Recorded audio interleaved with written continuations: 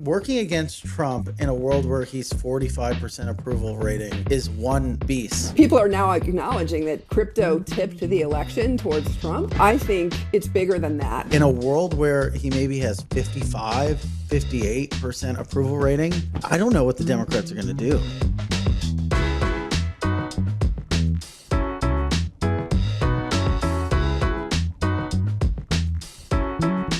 Ladies and gentlemen, thanks so much for tuning into The Scoop. I'm your host, Frank Chaparro. Joining us on the other side of the mic is Caitlin Long, longtime listener, first time joining the show. Before we dive into everything that's going on in the wonky, pedantic, crazy world of crypto banking, I want to take a moment to thank our sponsors.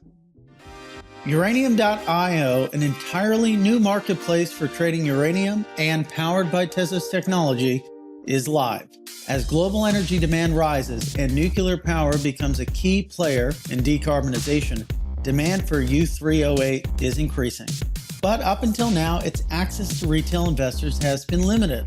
Unlike other precious metals like gold or silver, the traditional uranium market has high barriers with minimum lot sizes of tens of thousands of pounds that's limited retail participation. Tokenized uranium breaks these barriers, enabling anyone to own physical uranium with accessible pricing and no need for complex storage. Investing in uranium is now widely accessible, and you can learn more at www.uranium.io. So, Caitlin, before we turn on the mics, you made the very funny but I think accurate point that just because one person says something doesn't mean that everything's going to magically change for us crypto market participants, alluding to, of course, Jerome Powell's comments that crypto, as long as banks approach it with the proper risk management, is an okay territory for banks to offer services. But you're not expecting an overnight shift, and I'm sure that your moat over at the firm will remain unchipped. Well, we'll see. There's so much uncertainty in this whole world right now with a stablecoin bill likely coming this spring that's going to turn everything over anyway. And the big question then becomes, do all the crypto companies have to get bank charters? Because that's what the original bill in the House was going to require. Now, that would have made the Fed a super regulator. And just putting the puzzle pieces together, look at what just happened. Jay Powell admitted he hasn't talked to Trump yet. The Fed got frozen out of the digital assets working group. And now Jay Powell is saying, hey, crypto, banks can bank crypto. Are you kidding me? This has not been the case. And we have direct evidence of Fed examiners harassing our partner banks. Come on. So walk us through the lay of the land right now. How difficult is it for a firm like yours to, are you guys on the FEDWIRE? Are you able to tap the existing rails? Nope. What's the state of play? Well, for Custodia, we got debanked so many times that we said, all right, uncle, stop harassing us. And it's funny because in the last couple of months is when we've gotten direct evidence that both the Fed and the FDIC were targeting us.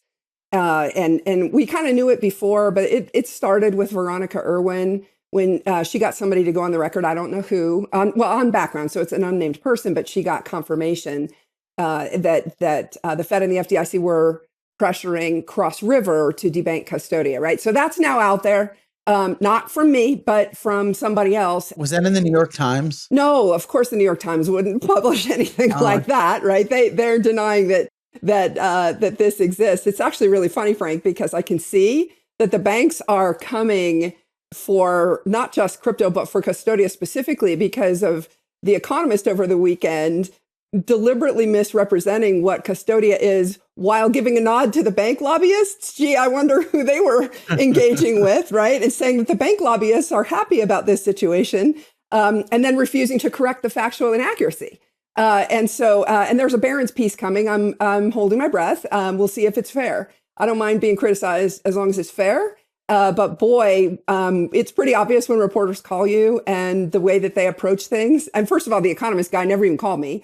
But we'll see if Barron's is fair. But it just tells you what's going on, right? That the banks are now smelling, right? They've said publicly. You saw the CEOs last week at Davos of Bank of America and Goldman, and then Jamie Dimon didn't go to Davos, smart, but he also talked last week saying we're all going to get into crypto. They see what's going on, and so they want to elbow out all of us who've been trying to get in with that the regulators have been stymieing. And one of our shareholders, very wise, very connected to traditional, central bankers, said it's just sad that the regulators slowed down the startups and the native crypto companies so that the big banks could get in and dominate. I mean, if we were to play devil's advocate, though, what is the criticism? What is sort of the beef that they would have? Is it you guys would add some instability to the banking network, or what's the sort of the skinny or the rub? I talked to a former Fed governor who was at the table, and I asked him, what did we do wrong? And he said, you did one thing wrong, crypto.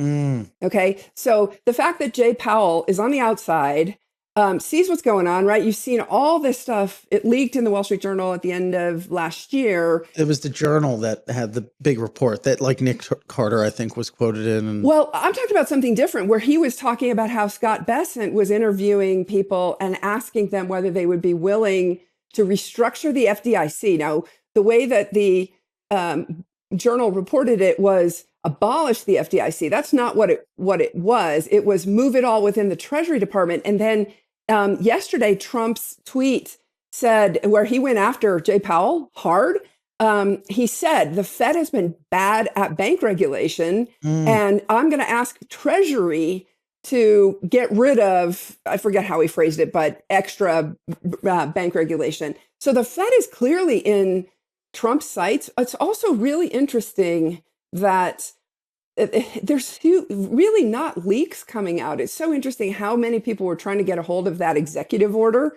that Trump released last week in advance, and nobody could get a hold of it. Even, people on the senators and representatives who Trump is going to have to work with if legislation passes, couldn't get it with more than 30 minutes advance notice. So the Trump team is not leaking. This is not classic DC civ behavior. Yeah. And it's really interesting. And we only have a sense of the basics, right, Caitlin? The idea that it's going to set up a stockpile, and the verbiage on that is kind of ambiguous, where correct. What does that mean relative to a reserve? Does that mean holding the existing coins that the government already has vis-a-vis seizes and such? It might be that simple, right? Correct. Nobody knows. Are they going to buy anything? If so, are they going to buy more than Bitcoin, et cetera, et cetera? But I didn't answer your earlier question, Frank, about what happens when Jay Powell says, oh, crypto can get banked. First of all, that's not accurate. And I have proof of that. Second of all, there's a real question whether, the fish rots from the top, right? But these organizations are very hierarchical and very bureaucratic, these federal regulators, and how much influence the top guy has when there's actual guidance in writing in these multi-thousand page exam manuals about how the examiners are supposed to handle something. They're going to say, look, until the exam manuals change, we're not changing. And we know that I know a lot. There's so much that I wish I could say. There's all these like kind of pedantic or esoteric shifts that need to happen before correct. Any major changes can happen at a bank. And it's more than that. It's the senior staff at the Fed. And there are multiple FDIC whistleblowers. One of them told me some things that fit with a lot of what was going on with Custodia about specific people at the Fed. And I do not have evidence of this, but what this person told me, which I believe is plausible, but I concede I don't have evidence, and let's hope the evidence turns up, is that they were actively targeting Custodia and Protego to kill us. And the reason why, and I have the names of the people who were doing this at the Fed, but those people are still there, Frank. That's the problem, right? And so if just because Jay Powell says something doesn't mean they're going to suddenly flip and become pro crypto. But the other piece of this is that it was plausible, even though I can't prove that and I concede it. It was plausible because remember, Bloomberg leaked. They got a leak from the Fed during an FOMC blackout week back when Custodia got denied. And the Bloomberg reporter was hounding us and finally put it in writing. So we have it in writing that the Custodia and Protego were asked to withdraw their applications, and also Paxos was the other company, that the Fed and the OCC had simultaneously asked the crypto-related companies to withdraw our applications, right? So when I hear a whistleblower say they were discussing between the FDIC and the Fed how to kill Custodia and Protego, it's plausible because I have that other piece of evidence. It all makes sense. It's such a moving target, right? Especially with a change in administrations, because to your point, a lot of people are still in their same seats and likely not going to change their disposition on the matter. Exactly.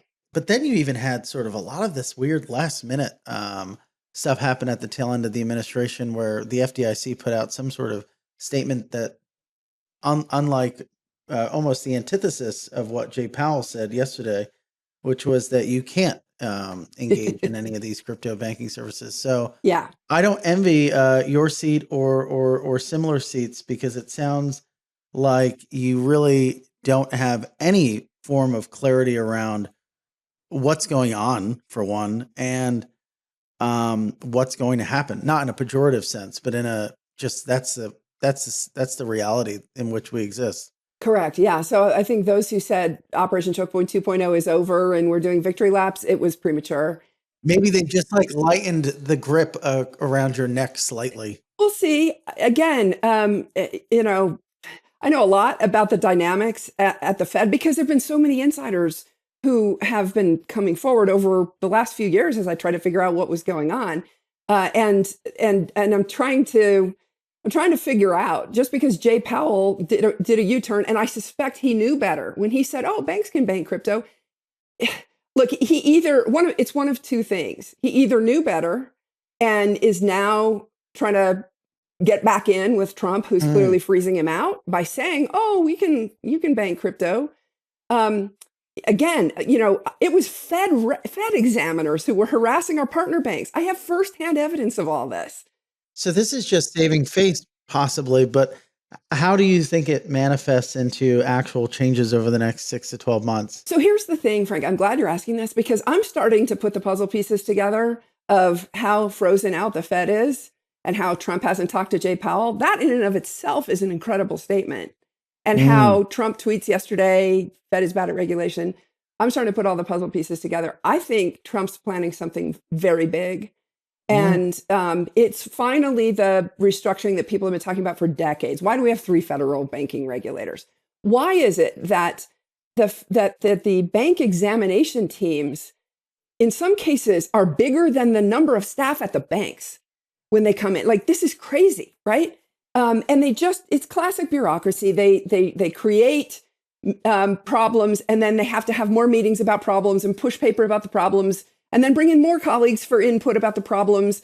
And I mean, it's make work, right? Yeah. Step back and think about what really matters. And Trump was vicious yesterday in his tweet about how the Fed was focusing on climate change and you know, a lot of things that he had a whole list of things that didn't matter to whether the bank is solvent and liquid.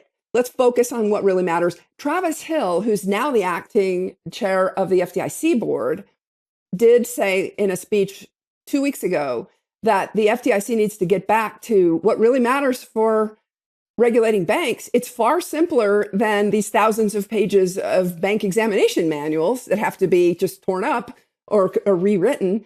And once you simplify it to get at what really matters, which is, can a customer get their money back from a bank when they have the right to get it back? If it's on demand, or if it's a CD and, you know, they have to wait a few months, whatever the question, like, can the customer get the money back? If that's, let's get back to the basics. And man, you can massively simplify the regulatory structure and the number of people and the 3 different agencies that have overlapping jurisdiction and are constantly doing this with each other. I think he's planning something big. That's where I'm going. I don't know. Yeah, he's going to streamline this, or sort of get everybody relatively on the same page. A lot of interesting, good points that you made. The first of which is, you know, if you have one of these agencies that are maybe working with the industry or pro crypto, whatever that disposition may be, can be outweighed or counterbalanced by a different agency. And we kind of saw that with Trump's first administration, right? The OCC was a bit more pro crypto with Brian Absolutely, with Brooks at Brian the Brooks. helm. Yeah. But at the same time, Treasury was fairly anti-crypto under the first Trump 100% it administration. was Steve Mnuchin and Trump himself. I was Yeah. the person who, back in when it was summer of 2019, when he came out Yeah. and attacked Bitcoin, and I was the person who respectfully debated him. And a lot of people Yeah. on Twitter were engaging with my thread with Trump, saying, "No, you're wrong about this." I'm glad he flipped, but you're absolutely right, Frank. He was very anti-crypto, and his Treasury Department in particular. There were some things that Steve Mnuchin tried to do at the very end of his term before Biden's Treasury Department came in that would have been horrible if they'd actually gone through for our industry.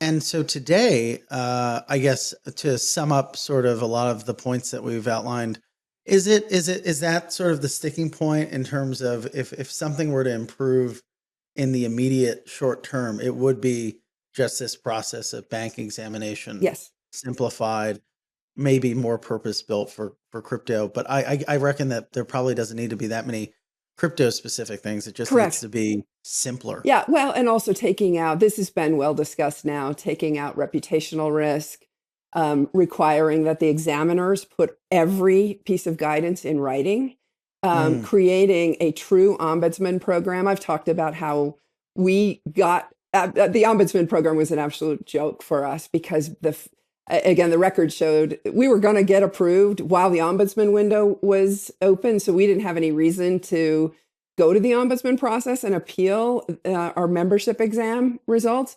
And then all of a sudden, FTX blew up. There was a meeting with Fed Vice Chair Michael Barr, and then all of a sudden we were going to get denied. And then they papered over it. And the record showed, the things they said publicly were polar opposite of what they were saying privately. So all this was FTX related. And it was interesting to see that clip that Pete Rizzo put this morning with Scott Bessent saying that, pointing to the Democratic Party, just trying to kill the industry to try to distance themselves from the stench of FTX. I think that was prescient. It was because, Frank, I think that was exactly what was going on. And they were abusing their regulatory authority. Most of the worst of what the Biden administration did happened post FTX, let's face it. And we now know that it was FTX that was the trigger. And the way that the new now Treasury Secretary said it last summer, I think is right. The Democrats were running from FTX, from the stench, because they were so associated with it, given all the political contributions that Bankman-Fried had made. And it's fair to say he did make them to Republicans as well, but mostly to Democrats. So what's the state of play now? I mean, are there any crypto banks that can tap the discount window that are set up on FedWire? I know that Cross River banks for crypto. There are a handful of banks like that will bank the biggest players in the space, but have been told not to bank anybody else. Okay, so they're kind of on pause, which is the case for everything. I mean, the SEC as well, right? I mean, I try not to be too emotive, but it's really insane that you had an SEC that would not allow any crypto companies to go public. Not that any really were. I mean, you had Galaxy wanting to upgrade or uplist rather to NASDAQ. And can you just believe? Can you believe that? Where it's just, I mean, how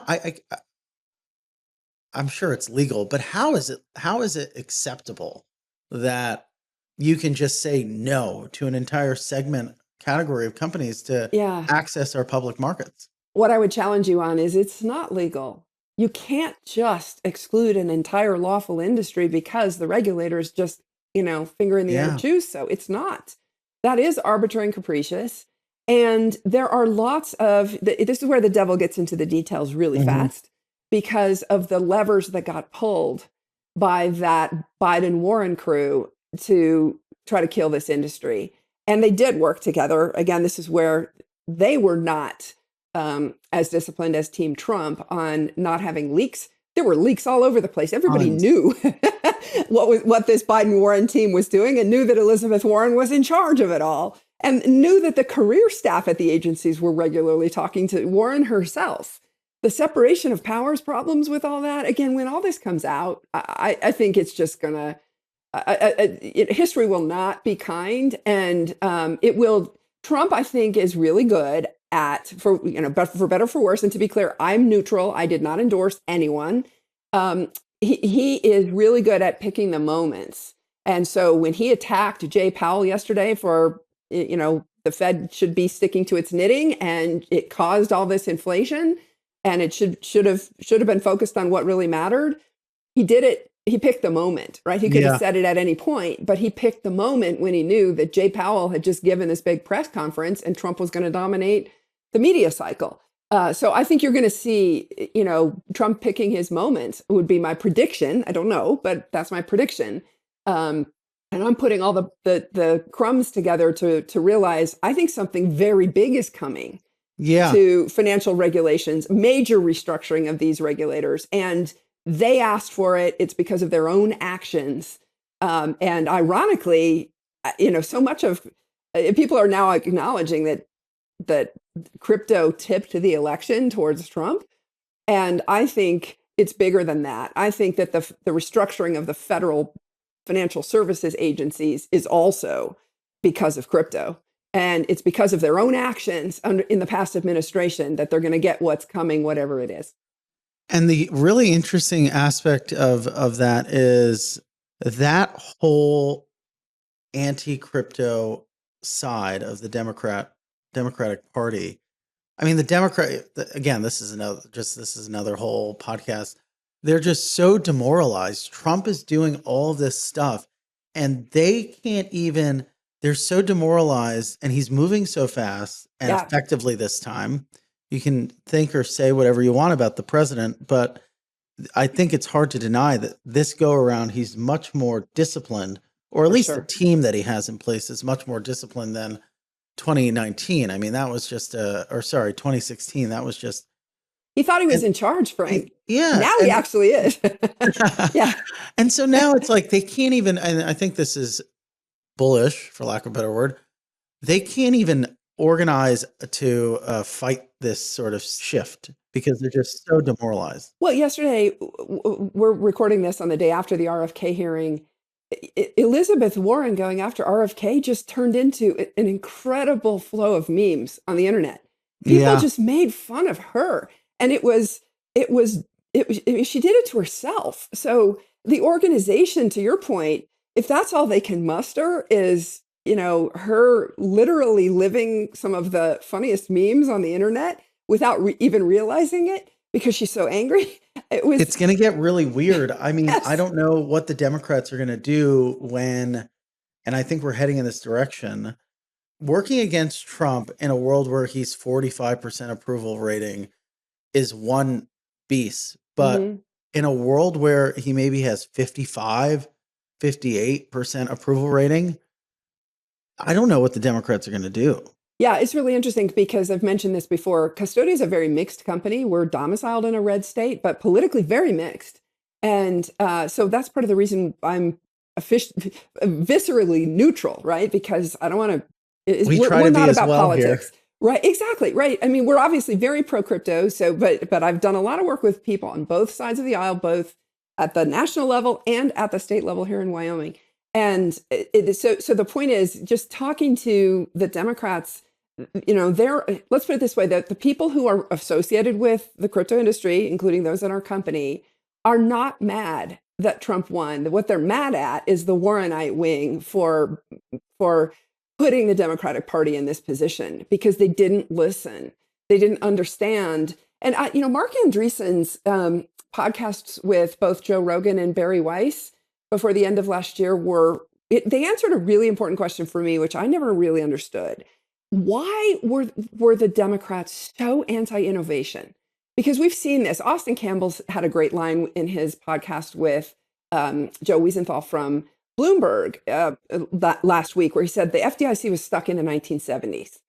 And he was saying, look, it wasn't just that they were anti-crypto, they were anti any innovation in technology at all, period, full stop, kill it all, right? So where was that impulse in the Democratic Party, in the Warrenite wing coming from? I think it all stems to the same type of animosity that is held among a core component of their base, that anything tied to this technocrat Elon Musk vibe Yeah. is bad, and crypto was an extension of that sort of. They don't view it as innovation. I think they view it as weird crypto billionaire technocrat types, and anything that touches that category is bad. I think that they didn't do the math though on sorting out how big of a group the crypto proponents were relative to like people who just think Elon Musk is icky. Yeah. And they put this isn't a very eloquent way of putting it, but I think it's right. I think that they were catering or placating to this all tech rich people are bad group, not realizing that the crypto, you know this, and anybody listening to this knows this, the crypto community in the United States is extremely diverse. It And is. I think Yes. after the election, folks like Paradigm and all these groups that put out this data, they finally got it in the hands of folks within the Beltway, and the Democrats are just like, We missed this. I Yeah. can't believe this. And Yeah. I've talked to people where they're like, I don't know what the numbers are, Caitlin, but it's like, let's say the population of black men in America is 10% or 6%, but the number of crypto holders who Yes. happen to be African Americans maybe like an order of magnitude more than that. And they just are looking at this data and just can't believe it. Yeah, absolutely. And they just blew it. Let's face it. They just blew Yeah. it. And I was willing to give. I joined a Crypto for Harris podcast just to listen Yeah. in, not to endorse, but just to try to think, because I know Kamala, because some of the people that I know were very close to her team, and they were really pushing her to be pro crypto and to abandon and actively criticize what Biden did. And she chose not to. So that's on her. But And- she chose not to in the aggregate. I think that's like not just a crypto problem. That Yeah. was a strategy, broad strategy issue where she wouldn't. There were a lot of things she could have said, "Hey, I'm going to do this differently," and she Right. just. It was when she went on The View and said, "No, there's nothing I would change." That's when that's when I think it was over for her in retrospect. But so the interesting thing now, flipping to the other side, because I want to keep it equal. Now, what Definitely. Trump has done with his meme coin is put his own financial regulators in a very interesting bind, right? Such a weird bind, Yeah. because this is clearly something that would not be kosher under a Gensler regime. Absolutely, And now you have Gensler would the have gone incoming- after him immediately. Yeah. Immediately. Yeah. It's so what do you think that a lot of people ask me this, a lot of journalists, I'm sure you're dealing with this just as much as I am. The entire financial media is like What super is this? plugged in, super plugged. Well, they're calling me and they're like, what is David Sachs promising? I'm like, honestly, it's nobody even needs any promises. We just want to be respected. Yeah. Well, we want guardrails, right? And Senator Lummis, yeah. She said it. She's going to work on three things: stable coins, market structure, Bitcoin strategic reserve. So I think those are the three things. She, taking her word for it, she's the one driving the agenda at the US Senate. And French Hill has said something very similar. He put out a longer list of priorities, but that's where you're going to get the overlap, is in those three things. And will the laws pass? We don't know. It's stablecoins first, and that's going to be this spring. So back to your earlier question, does it really matter what Jay Powell just said? If Congress is going to say, all right, stable coins are kosher, and again, depending upon what happens with the House version of the stablecoin bill, which will definitely not be what is implemented, because that made the Fed super regulator. But on the flip side, it did require that every stablecoin issuer over 10 billion go get a bank charter. But the bank charters have not been available. And, we're obviously, I can't talk about it, but we're in litigation with the Fed over access to a Fed master account, which I've said publicly many times, dating back to 2020, when I gave a keynote speech at the Cato Institute, that the only way a stablecoin makes sense is if they have direct access to the US dollar payment system, because it's not safe enough just to back US dollar stablecoins with T-bills, because they settle trade date +1. So they settle next day. If you have a run on the issuer intraday, then it's going to fail. So you have to, from a risk management perspective, leaving all the politics aside, allow the stablecoin issuer to have direct access to the US dollar payment system for same-day settlement. I'm not saying direct access to the discount window or any leverage at all. But this has always made sense, though. And so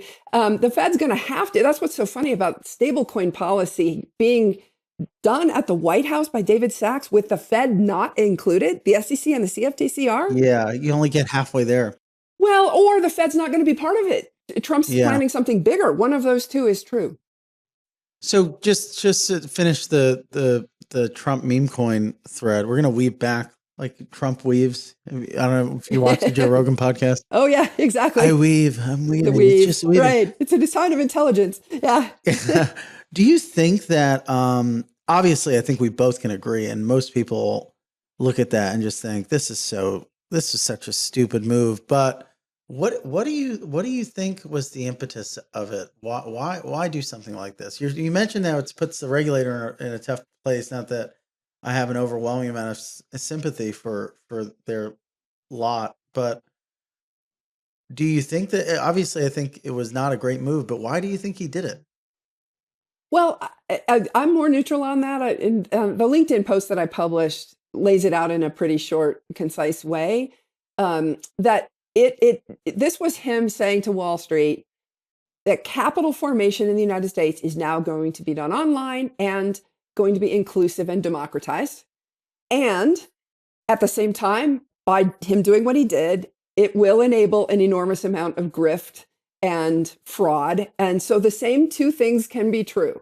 Now, where are the guardrails? Are the guardrails literally what Balaji concluded from that, which is that there are no rules?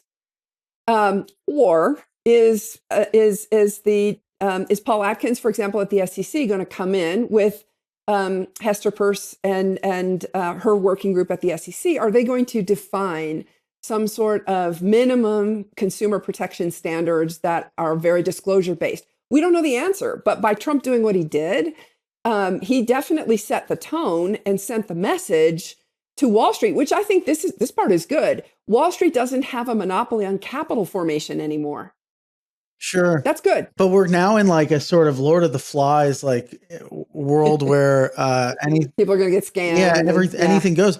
But you have this green light to scam, while it's at the same time our like capital markets are still in tatters from the credit crisis of 2022. No banking, no credit. You guys obviously stuck in limbo to an extent. And so you have this really fragile capital markets in tatters, and now anybody can do anything. So it's kind of the worst of the two things put together, right? Yeah. Well, and what you're seeing is the unregulated institutions are going. I saw, for example, Apollo today is doing this private credit trading partnership with Securitize on a blockchain. Banks are prohibited from touching blockchains, right? So the banks are, I'm sure, behind the scenes, aside from trying to kill us still, because they don't want new competitors. They are trying very hard to get the bank regulators to back off so that they can compete with the hedge funds who don't have those same restrictions. It's all just crazy. But Frank, I don't know how this is all going to play out, right? Because hedge funds don't have direct access to the Fed unless you're in the reverse repo counterparty. But that's literally just for T-bills. That's not the payment system. The Holy Grail is the payment system. I am wondering, and I've never said this publicly, but I am wondering if Trump is planning to privatize the payment system.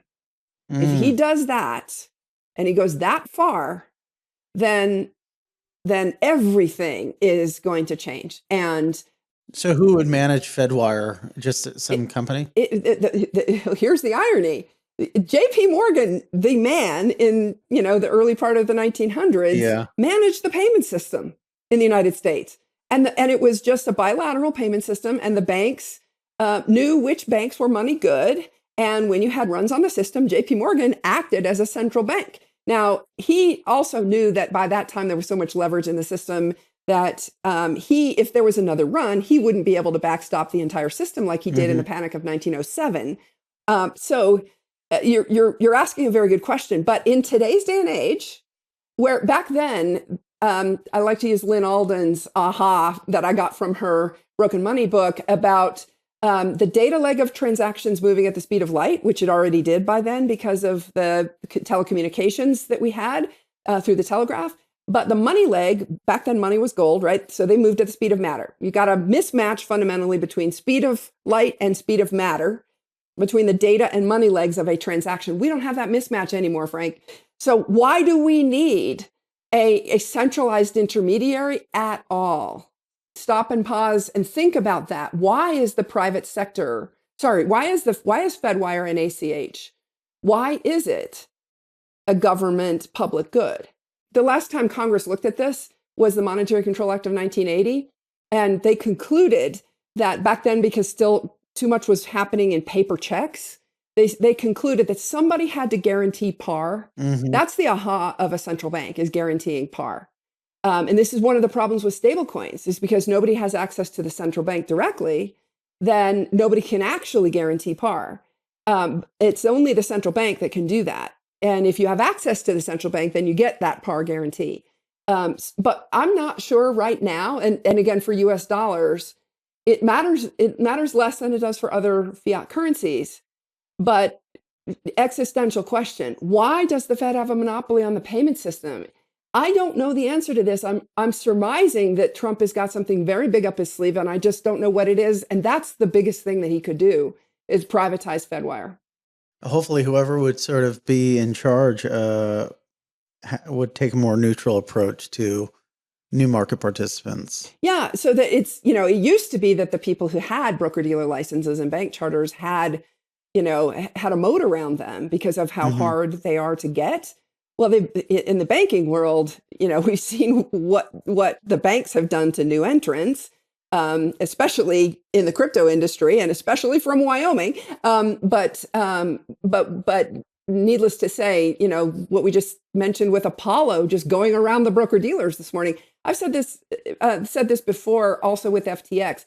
Back when I started writing for Forbes back in 2017, I believe, 2018 maybe, that I thought the biggest issue was Wall Street prevailing on coming in and trying to financialize crypto. But what I missed was that it wasn't the Wall Street firms, it was the Wall Street people like Sam Bankman-Fried who did it. They just broke off. It was the hedge funds, the unregulated hedge funds, that were able to come in and do the things that I was afraid of, which is to play the Wall Street leverage games. But it wasn't the traditional Wall Street firms, as in like the Goldmans and the Morgan Stanleys. It wasn't the typical collateral either. Well, correct, but it was those same games by people who learned how to play them on Wall Street, i.e., Sam Bankman-Fried. But he created new entities, and so it's going to be interesting to see, because that those big Wall Street entities. Just listen to the CEOs last week; they're dying to get in, and the Fed did approve Bank of New York Mellon to get into Bitcoin custody last fall, and at least one more, we've been told. I don't know who it is. It's just that they're all being very quiet because there's active litigation, and they don't want to admit that they let the large banks leapfrog the startups. But nonetheless, that's what's happening, right? So how is now enter Trump, and he's been no friend of the banks, because the banks, Deutsche Bank was his longtime bank. The traditional banks didn't bank him, and he's no friend of theirs, right? So now here comes Scott Bessent, his Treasury Secretary, who very clearly is going to be driving most of this policy. What does he have up his sleeve? And nobody really knows except inside Team Trump, and they're not talking. Let's take a few of the last moments to talk about what's happening in Wyoming. Because I think there's a bit more clarity there. And obviously you play a big role. I was lucky enough to get to Jackson, not only visit you, see you for the first time in person, but also visit the state of Wyoming for the first time. And obviously it's a very unique, special place. But there is I remember just all the students at the conference, super excited about crypto at the University of Wyoming. And there's, you guys have a bunch of folks working on these different issues there.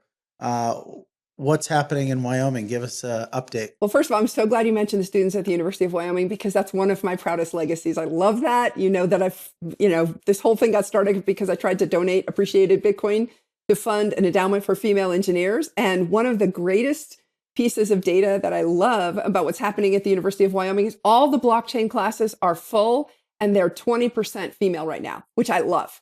That's great. Exactly. That's evidence of when you put your money and your blood, sweat, and tears behind achieving a goal, sometimes it actually works. And they were just really good kids, Caitlin. Yes, they are awesome. They were just really good and kids. And some of them have gotten jobs at some of the top companies in the space. I mean, this program, it was rated number 2 behind USC. I'm not sure that it isn't number 1 because of how it's been able to place students into the industry, which is awesome. So I'm glad we started there. In terms of the rest of the initiative, I don't know what's going to happen with the stable token initiative. That's kind of gone off the rails and gotten controversial. Yeah. And then the speedies, who knows? The questions you asked me early on implicitly are what's going to happen with the 4 speedy banks that the Fed stymied. We'll see.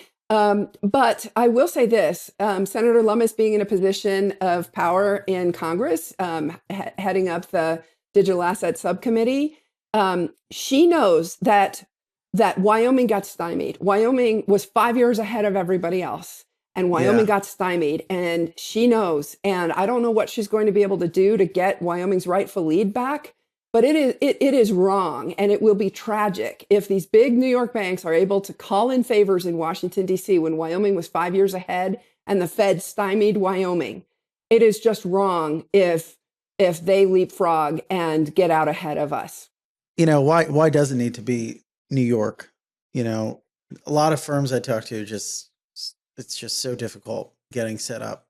Yeah, absolutely, but not in Wyoming. And I'll close by saying this.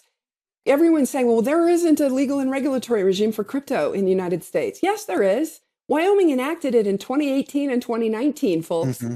And by the way, the Fed had 100 meetings with the state of Wyoming. This is before Michael Barr came in and FTX happened and the Fed decided to rug pull. There are a lot of people inside the Fed who know a lot about that because you can't have 100 meetings about it and learn nothing from it. Although a lot of the pro-Bitcoin and people at the Fed, pro-crypto people at the Fed got pushed out, which is a shame. And they were blackballing people who had experience, as opposed to saying, look, get in here, we need to learn from you. So that all, again, comes back to what do Trump and Bessent have up their sleeve and Sachs have up their sleeve with bank regulators because they know they're woefully behind. But I digress. Aaron Klein from the Brookings Institute praised Wyoming's regime because it actually has some consumer protections in it. And it's designed to enable, by creating a legal and regulatory set of guardrails, that if you go up the middle of that road, you're going to be just fine. You're enabled. Mm-hmm. It's not designed to restrict. It's designed to give you legal clarity to enable. And that's what we need to do. So when Senator Lummis earlier this week said that the people who are drafting her laws are some of the same people who drafted the Wyoming regime, that's signal, not noise. Take a look at what Wyoming did. Other states that want to get involved, go take a look at what Wyoming did. That's all open source. It's all, legal code is statute, right? Any state can copy it. About half the states have copied one of Wyoming's bills. Not word for word, but created... Used it as a framework. Exactly. It's called the UCC Article 12 that defines the rights and obligations of parties to a crypto transaction. Wyoming was the first and truly led the nation in that. So we've got to get that in all 50 states so that judges have a roadmap for disputes. If there is a dispute that arises, they have to know how to adjudicate it. And we're not in the situation like we are with the SEC, where I think it was Paul Grewal who said, you've got 4 different judges in 4 different districts coming up with different conclusions right now. And anybody who, listens to the old Gensler trope that the law is clear, that fact alone tells you it's not. We don't want that, right? So this is why lawmakers matter. When they write statutes, it matters. And Wyoming has the statutes. And the rich men north of Richmond were so arrogant about a state in the heartland taking control of defining this. And it exists, and Senator Lummis is in a position, I hope and pray, to get some of Wyoming's rightful lead back. Amazing. And we shall see.